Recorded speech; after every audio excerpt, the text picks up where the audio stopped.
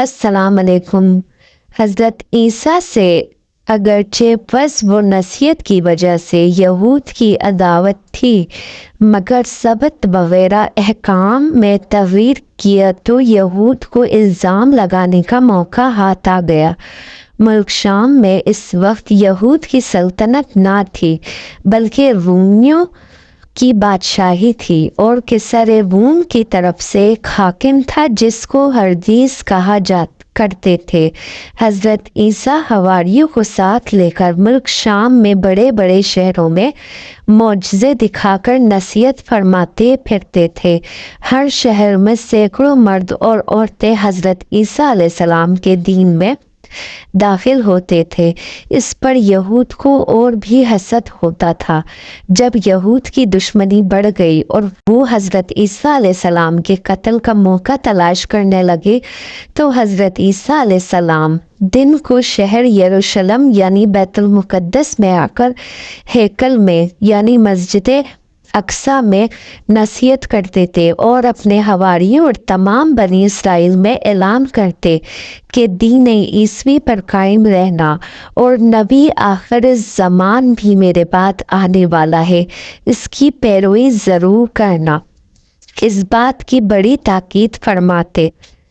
हज़रत ईसा अलैहिस्सलाम ने बनी इसराइल में खुतबा दिया, जिसमें फरमाया कि तौरात में मेरी खुशखबरी दी गई थी, और अब मैं अपने बाद आने वाले रसूल की खुशखबरी सुनाता हूँ, जो नबी उम्मी अरबी मक्की अहमद मुज्तबा हज़रत मोहम्मद मुस्तफ़ा सल्लल्लाहु अलैहि वसल्लम जो खातमुल अन्बिया होंगे। आपके बाद ना कोई नबी आएगा, ना कोई रसूल रिसालत आप पर ख़त्म हो गई। सही बुखारी शरीफ में एक निहायत पाकीज़ा हदीस है, जिसमें है कि आप सल्लल्लाहु अलैहि वसल्लम ने फरमाया, मेरे बहुत से नाम हैं, मोहम्मद अहमद माही, जिसकी वजह से अल्लाह ताला ने कुफर को मिटाया है, और मैं हाशिर हूँ जिसके कदमों में लोगों का हशर किया जाएगा। जब यहूद की ईद उल फितर करीब आई, जिसको ईद फसह भी कहते हैं, यहूद के सरदार और काहिन वगैरह इस फिक्र में थे कि हज़रत ईसा अलैहिस्सलाम को मार डालें। हवारियों में से एक शख्स जिसका नाम यहूदा बताया है, इसने जाकर रिश्वत लेकर हज़रत ईसा अलैहिस्सलाम का पता बता दिया।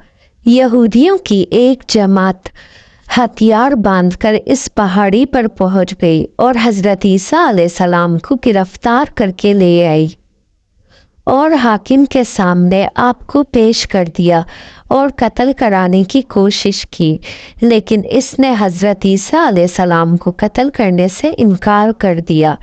फिर वो हज़रत ईसा अलैहिस्सलाम को हेरोदेस नाम हाकिम के पास ले गए और कत्ल कराने की कोशिश की। इसने भी हज़रत ईसा अलैहिस्सलाम के कत्ल से अपने आप को बचाना चाहा, लेकिन यहूदियों ने शोरो हल करना शुरू कर दिया। फिर हाकिम ने कहा कि तुम्हारे इसरार पर मैं इसको सूली पर चढ़ाता हूँ, लेकिन इसका गुनाह तुम पर और तुम्हारी औलाद पर होगा। यहूद ने ये बात मंजूर कर ली और ईसा अलैहिस्सलाम को इस वक्त मक्कान में बंद कर दिया। इस वक्त हज़रत ईसा अलैहिस्सलाम पर एक अजीब सी हालत तारी हो गई।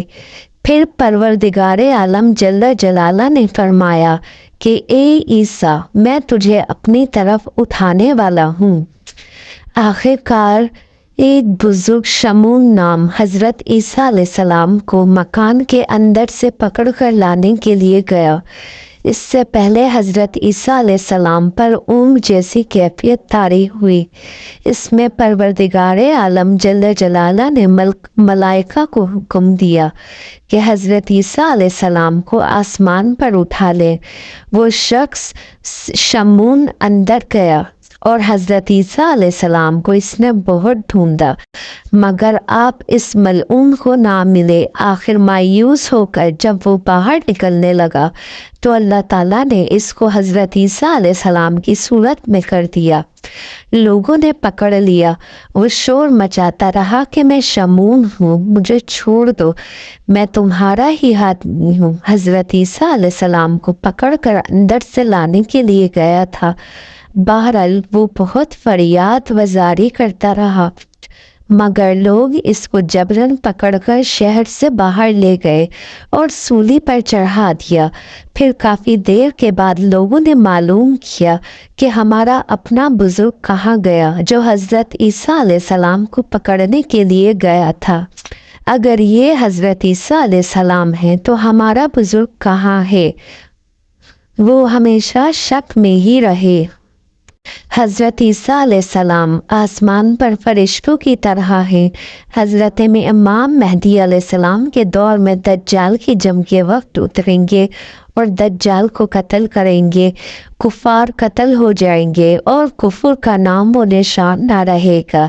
خنزیر کو قتل کریں گے، سلیب کو توڑ دیں گے۔ ان کے عدل و انصاف میں شیر اور بکری ایک جگہ پر رہیں گے۔ زکوٰۃ و صدقات لینے والا کوئی نہ ملے گا اور حضرت عیسیٰ علیہ السلام اسی دین محمدی صلی اللہ علیہ وآلہ وسلم پر 40 سال رہیں گے، شادی کریں گے اور آپ کی اولاد ہوگی۔ یاجوج و ماجوج ان کے دور میں نکلیں گے۔